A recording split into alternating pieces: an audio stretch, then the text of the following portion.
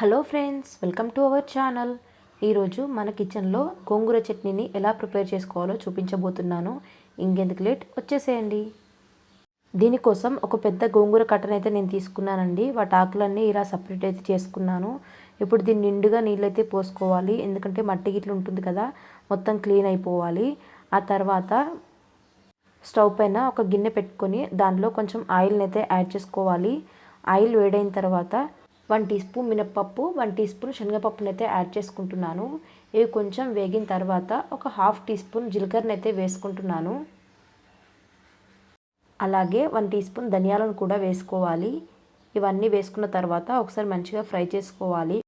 ఇవన్నీ ఫ్రై అయిన తర్వాత ఒక 4-5 పచ్చిమిర్చిని అయితే వేసుకోవాలి.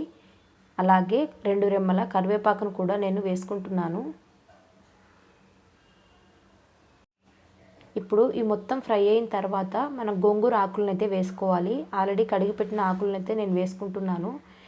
ఒక 2 మినిట్స్ ఇలా మంచిగా కలుపుకోవాలి. కలిపిన తర్వాత ఒక 5 to 10 మినిట్స్ పాటు మనం మూత పెట్టుకొని దీన్ని అయితే మగ్గించుకోవాలి. చూడండి, ఒక 5 to 10 మినిట్స్ తర్వాత మనకి ఇదైతే ఇలా మగ్గింది. కొంచెం వాటర్ అయితే ఉన్నాయి. ఇప్పుడు మూత తీసేసి డ్రై రోస్ట్ అయితే చేద్దాము. ఒక 2 మినిట్స్ ఇలా డ్రై రోస్ట్ అయితే చేసుకోండి. చూడండి, మనకు ఇలా ఉంటే సరిపోతుంది. ఇప్పుడు దీన్ని అయితే మనం కంప్లీట్గా చల్లారబెట్టుకోవాలి. కంప్లీట్గా చల్లారిన తర్వాత ఇప్పుడు దీన్ని ఒక మిక్సీ జార్లోకి అయితే యాడ్ చేసుకుంటున్నాను. మెత్తగా కాకుండా కొంచెం బెరకగా ఉన్నప్పుడే దీన్ని అయితే ఆఫ్ చేసుకోవాలి.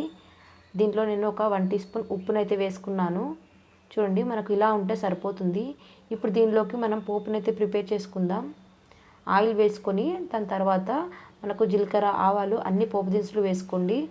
ఇవన్నీ కాస్త ఫ్రై అయిన తర్వాత 1/2 టీ స్పూన్ పసుపు, 1/2 టీ స్పూన్ అల్లం వెల్లుల్లి పేస్ట్ వేసుకోవాలి. కొంచెం కరివేపాకును కూడా యాడ్ చేసుకోవచ్చు మీకు కావాలనుకుంటే. ఇప్పుడు స్టవ్ ఆఫ్ చేసుకొని మిక్సీ పట్టుకున్న గోంగూర చట్నీ అయితే దీనిలోకి యాడ్ చేసుకోవాలి.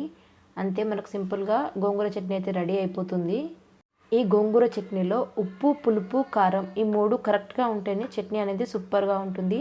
ఇంకో రెసిపీతో మళ్ళీ కలుద్దాం. అంతవరకు టేక్ కేర్, బాయ్.